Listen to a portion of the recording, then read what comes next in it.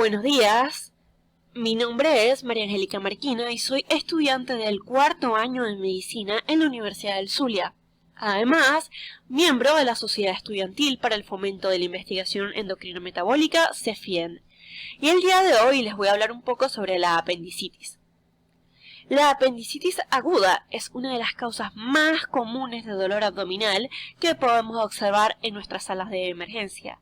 Y a pesar de todos los avances que han realizado las ciencias médicas en los últimos años, su diagnóstico sigue siendo un reto para los practicantes de la medicina. Recordemos que la apendicitis aguda constituye el cuadro inflamatorio agudo abdominal más frecuente que requiere un tratamiento quirúrgico de urgencia. Y es usualmente la primera idea que le viene a un cirujano a la hora de evaluar un paciente con dolor abdominal. Es sumamente necesario un adecuado abordaje y evaluación del paciente con sospecha de esta patología, ya que el tratamiento oportuno es crucial para un desenvolvimiento favorable del cuadro clínico. Ahora, muy bien, la apendicitis es la inflamación del apéndice vermiforme, que es esta estructura de forma alargada que podemos observar en la imagen. En esta imagen tenemos un encuentro quirúrgico con el apéndice. Se origina en la cara posterior-medial del ciego en la unión de las tres tenias del colon, aproximadamente 2 o 3 centímetros por debajo de la válvula iliocecal. Típicamente, la apendicitis se presenta como un cuadro agudo, presentándose dentro de las primeras 24 horas de inicio del dolor. Pero también recordemos que puede presentarse como una afectación crónica. Clásicamente, la apendicitis se presenta inicialmente como un dolor abdominal generalizado o difuso, o también como un dolor periumbilical, pero al paso de las horas pasa a situarse en la fosa ilíaca derecha. Sin embargo, el dolor en realidad puede situarse casi en cualquier zona del abdomen. Todo esto depende si hubo, por ejemplo, una malrotación del intestino medio durante el desarrollo del embrión, o si es una mujer en estado de embarazo, o si hubieron cirugías previas en el abdomen. Ahora vamos a analizar la epidemiología de la apendicitis. Esta se presenta con mayor frecuencia entre los 5 y 45 años de edad, con una media de 28 años. Los hombres tienen una predisposición ligeramente mayor a desarrollar apendicitis aguda en comparación con las mujeres, con una incidencia a lo largo de la vida del 8.6% y del 6.7% para hombres y mujeres respectivamente. Tan solo en los Estados Unidos se producen aproximadamente 300.000 visitas al hospital al año por cuestiones relacionadas con la apendicitis. Entonces, una vez sabiendo esta información epidemiológica, podemos pasar a analizar la fisiopatología de esta enfermedad. Cuando la causa de la apendicitis es una obstrucción, esta se produce por un aumento de la presión intrailuminal e intramural, lo que provoca una oclusión de los pequeños vasos y éstasis linfática. Esta obstrucción puede ocasionarse por diferentes etiologías y esto depende del grupo etario que estemos estudiando. En los niños es más común la hiperplasia linfoide, pero también se puede ocasionar por parásitos, como podemos observar en esta imagen, un corte histopatológico de un apéndice que presenta huevos de Taenia saginata. Además, puede presentarse la obstrucción debido a fecalitos o tumores. Respecto al cuadro clínico, es importante evaluar la evolución cronológica de la apendicitis aguda, ya que recordemos que cuando la causa de la apendicitis es una obstrucción, se va a producir un aumento de la presión intraluminal e intramural del órgano, debido a que, como sabemos, todas las células del intestino son capaces de secretar moco, y este va a ir secretando moco, el cual no va a tener una salida porque evidentemente la luz está obstruida, y se va a empezar a acumular ahí, incrementando la presión. Esto a su vez va a provocar la oclusión de los pequeños vasos y va a ocasionar éstasis linfática. Una vez obstruido el apéndice, como ya dijimos, se va a empezar a distender, y a medida que avanza el compromiso linfático y vascular, la pared del apéndice va sufriendo más. Esto es como una visión general. Ahora vamos a verlo más específicamente, qué ocurre en cada una de las etapas. Como podemos ver, acá tenemos una imagen alusiva a la etapa tipo 1, que es conocida como apendicitis simple o catarral. ¿Qué ocurre cuando se obstruye la luz del apéndice y el moco que estas células van secretando no va a poder fluir libremente y va a acumularse en su interior, lo que también genera que las bacterias que forman parte de la flora normal del intestino se multipliquen en exceso y comience el proceso inflamatorio? En esta etapa realmente la apéndice tiene un aspecto exterior normal o puede estar ligeramente inflamado, pero la evaluación es principalmente microscópica, o la evidencia de inflamación es principalmente microscópica. En la etapa 2 vamos a tener la apendicitis flemonosa o fibrinosa. En esta etapa, poco a poco el apéndice se va a ir distendiendo, aumentando la presión intraluminal, llegando un momento en el que la presión es tanta que la sangre no puede irrigar correctamente el apéndice. Ya aquí el aspecto es claramente inflamatorio, rojo, edematoso, aumentado de volumen. Posteriormente tenemos la etapa 3, en la cual podemos nombrar como apendicitis gangrenosa, y es que debido al aumento de la presión intraluminal, a la falta de riego sanguíneo y de drenaje linfático, las paredes del órgano se van debilitando. Incluso podemos observar que hay partes en las que empieza a haber necrosis y se tornan de un color oscuro. Por último, en la etapa 4 de la apendicitis perforada, podemos observar cómo las paredes se rompen y se va a liberar todo el pus y las heces que tenía en su interior hacia la cavidad peritoneal, dando lugar a una peritonitis. Debemos destacar que conforme va aumentando la presión del apéndice, va aumentando el dolor que el paciente tiene, ya que primero aún hay un aumento de la presión, hay un proceso inflamatorio y también hay isquemia. Pero que al momento en el que el apéndice se perfora, la sintomatología va subiendo, y cuando llega aquí cae bruscamente, debido a que se libera toda esa presión que el paciente estaba percibiendo como dolor.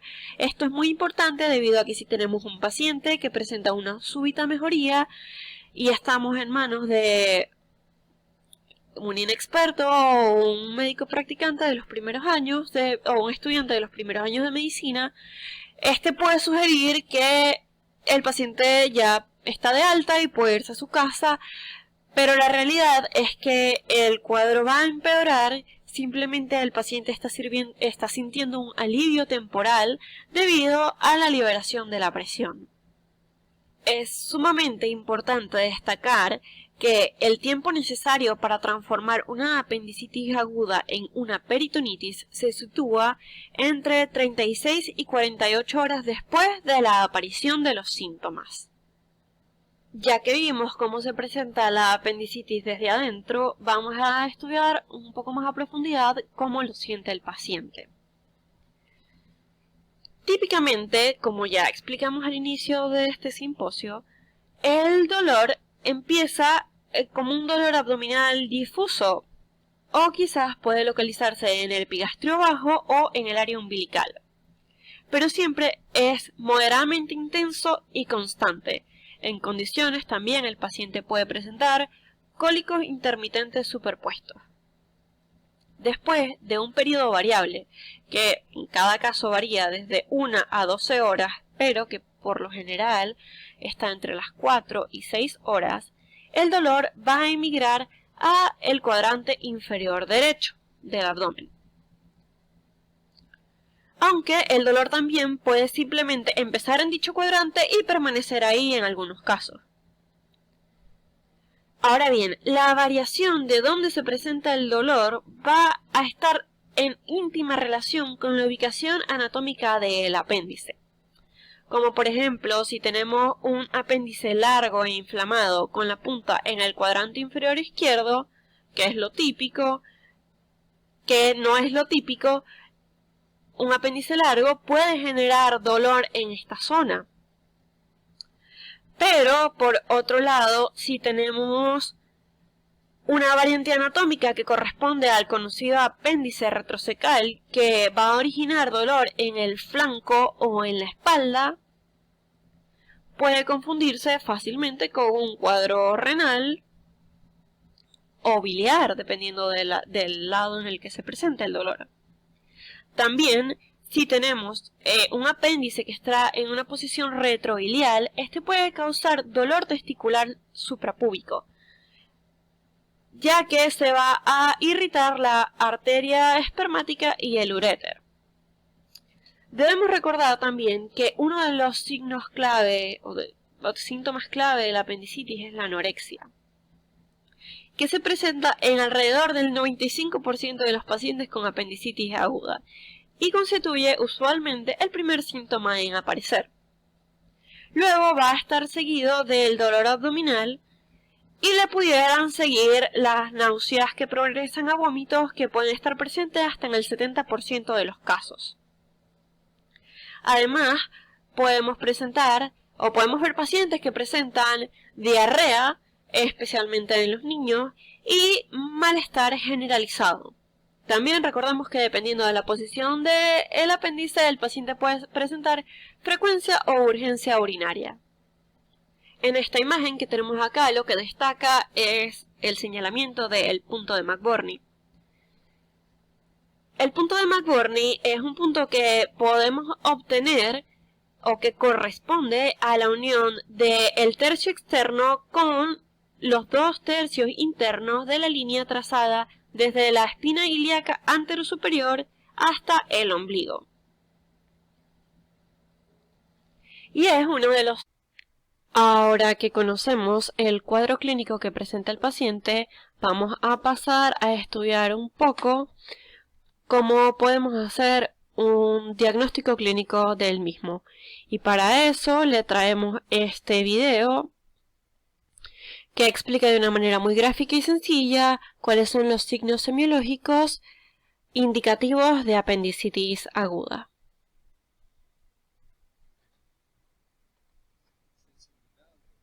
Sensibilidad al rebote, signo de Bloomberg. La maniobra se realiza presionando el área dolorosa con la punta de los dedos lo suficiente para deprimir el peritoneo. El paciente experimentará dolor. Manteniendo la mano en dicha posición 30 a 60 segundos, el dolor irá disminuyendo, pudiendo incluso desaparecer, aunque esto generalmente no ocurre. Sin avisar, y preferentemente cuando el paciente se encuentre distraído, se retirará bruscamente la mano hasta el nivel de la piel, con lo que aparecerá nuevamente dolor.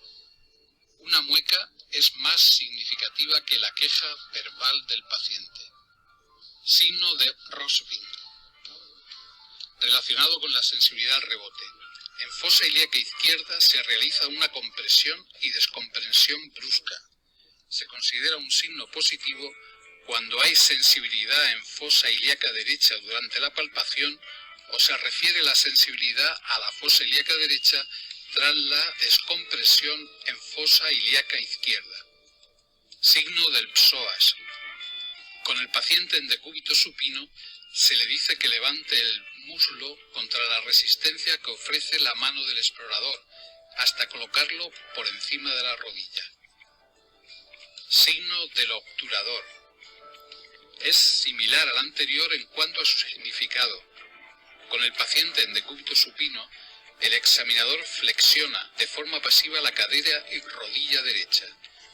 En este momento se desplaza suavemente la pierna de forma lateral para que, mientras se mantiene la posición de la rodilla, se gire la cadera hasta conseguir su rotación interna. La presencia de dolor indica la irritación del obturador por un apéndice inflamado. Sensibilidad rectal. Clásicamente se describe que la sensibilidad dolorosa y la percepción de plenitud en el lado derecho, pero no en el izquierdo, al realizar un tacto rectal. Sería indicativo de una apendicitis de localización pélvica. Este signo es bastante subjetivo en su interpretación, lo que limita su valor. De hecho, ningún estudio que evaluó la sensibilidad percibida por esta maniobra describe la técnica exploratoria utilizada.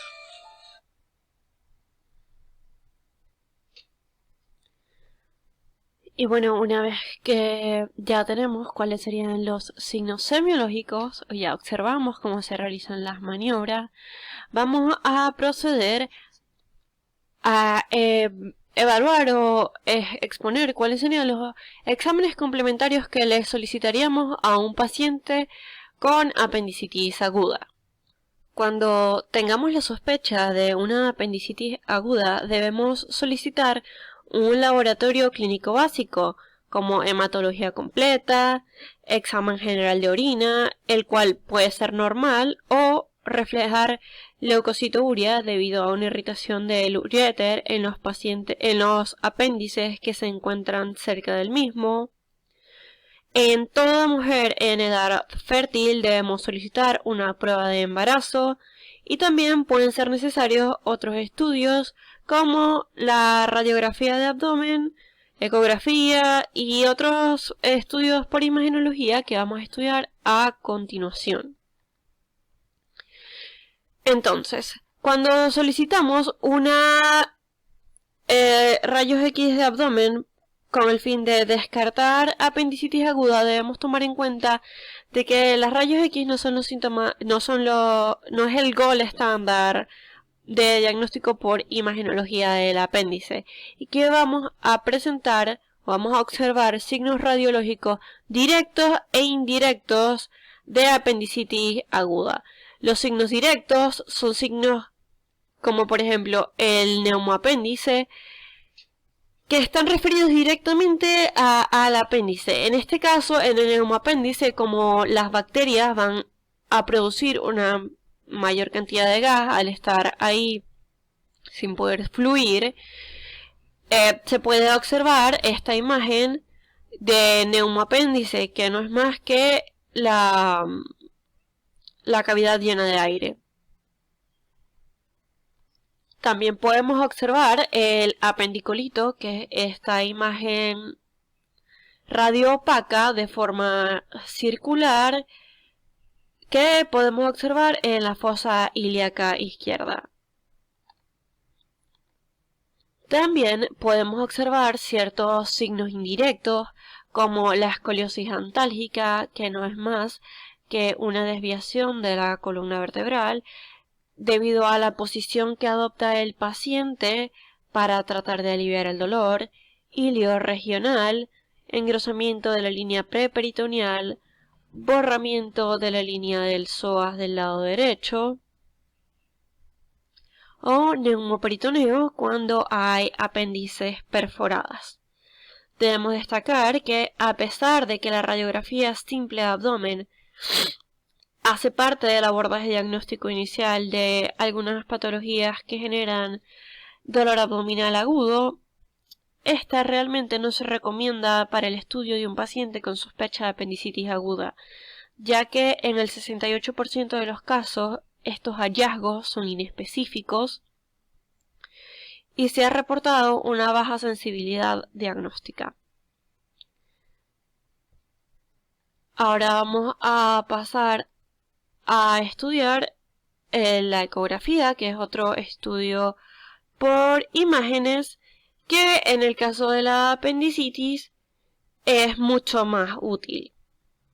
Recordando que la tomografía computarizada y el ultrasonido o ecografía son las modalidades diagnósticas más utilizadas para el diagnóstico de apendicitis aguda. Entonces, hablando un poco de la ecografía, ¿qué vamos a encontrar al realizar un ecograma a un paciente con apendicitis aguda? Pues vamos a empezar explicando cómo se vería un apéndice normal.